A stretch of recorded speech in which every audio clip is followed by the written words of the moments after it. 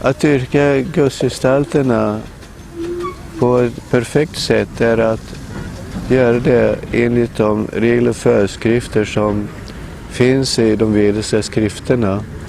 Du spekulerar inte, men du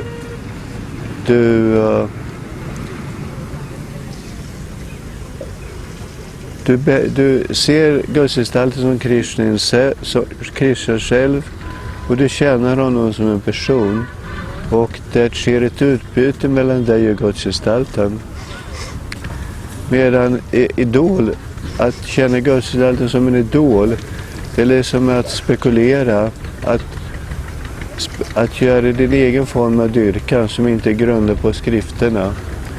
En idol